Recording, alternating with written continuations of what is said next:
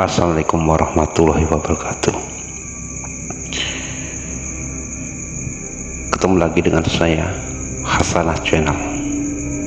Kali ini saya akan menceritakan tentang kisah legenda daripada Joko Poleng yang merupakan pemuda pelindung kota Brebes. Siapakah sebenarnya Joko Poleng tersebut? Saya mengenal Joko Poleng itu waktu saya berada di Brebes dan diceritakan oleh teman saya yang bernama Ardi. Saya penasaran siapakah sebenarnya Joko Poleng ini. Kemudian saya mencoba menelisik atau mencari keberadaan dia, karena katanya beliau itu masih berada di sekitar wilayah Brebes, karena istilahnya beliau itu moksa, bukan mandi. Awalnya begini, legenda Joko Poleng merupakan cerita ayah yang cukup terkenal di kalangan masyarakat Brebes, Jawa Tengah. Tak hanya dongeng fiksi, mereka bahkan percaya bahwa sosok Joko Poleng pernah hidup di dunia nyata. Hal inilah yang terjadi di Kabupaten Brebes. Hingga kini banyak warga Brebes percaya bahwa sosok Joko Poleng masih hidup sebagai ruh yang menjaga Kabupaten Brebes.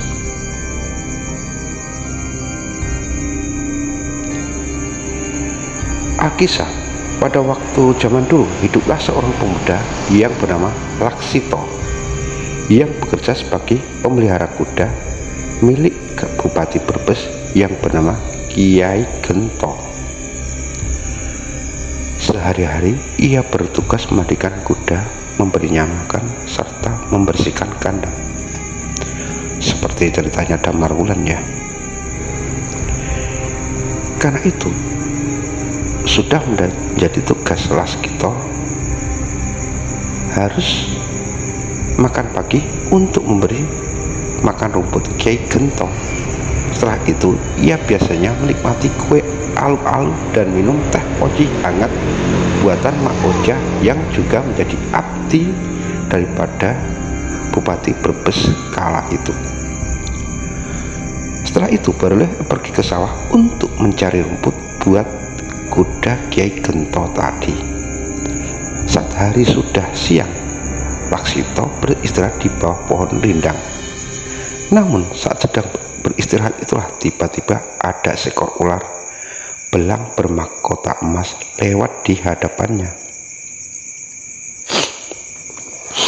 Karena penasaran, Laksito mengikuti ular bermahkota emas itu pergi. Ular itu pun kemudian bersembunyi di semak-semak.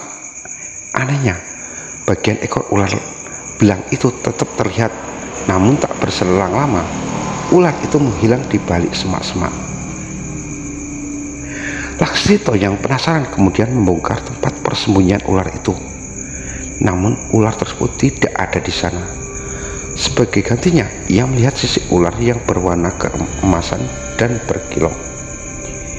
Ia pun pulang dengan membawa rumput untuk Kiai Gento, dan tak lupa sisik ular itu ia masukkan ke dalam kantong.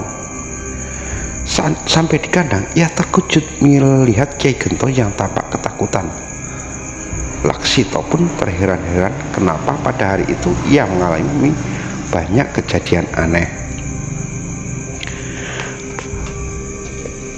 Saat sampai di dapur dan menyapa Mak Oja, begitu terkejutnya perempuan itu ada suara yang memanggil dirinya, namun wujudnya tak tampak. Saat itu pula sadarlah Laksito bahwa dirinya tak bisa terlihat. Mendengar Mak Oja yang teriak ketakutan, Bupati Brebes langsung berlari ke dapur dan bertanya apa yang terjadi. Setelah menyadari bahwa suara yang terdengar itu adalah suara Laksito, sang bupati minta Laksito untuk menceritakan peristiwa yang menimpa dirinya. Setelah mendengar cerita Laksito, sang bupati mintanya untuk mengeluarkan sisik ular yang ia simpan di kantong celananya. Setelah mengeluarkan sisik itu, Laksito kembali bisa terlihat. Mak Oja yang sedari tadi ketakutan merasa lega kembali. Setelah menyaksikan kehebatan si ular itu, Bupati Brebes minta Laksito menyerahkan penemuan itu padanya dengan imbalan gaji dan pangkatnya akan dinaikkan. Namun Laksito tidak mau memenuhi permintaan Bupati.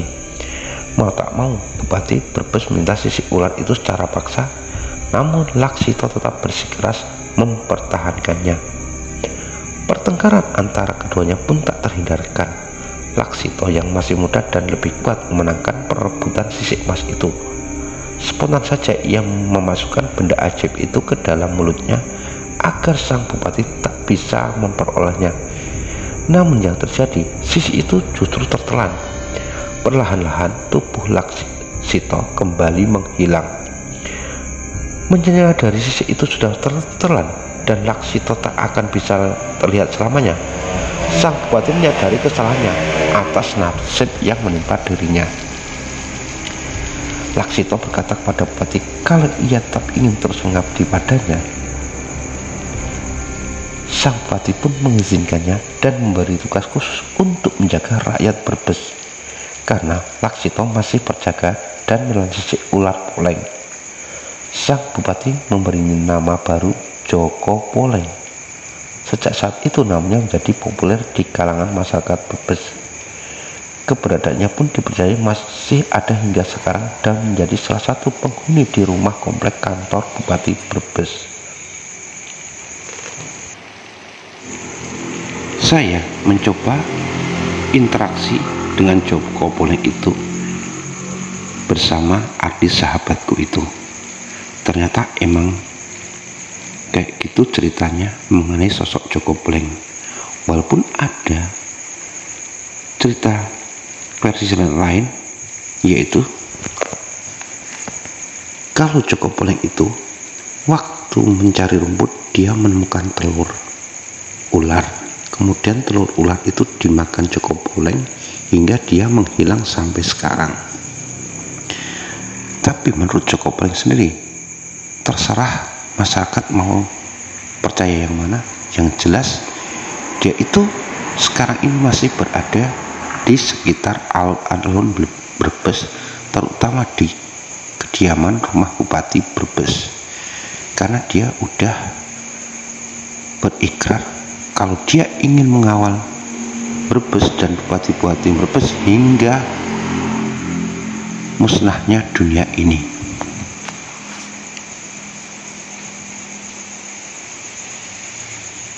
Demikian dulu kisah cerita di sekitar kali ini yang bertemakan Joko Poleng. Lain kali akan kita ceritakan hal-hal yang lain yang berada di sekitar kita. Kurang dan lebihnya mohon dimaafkan.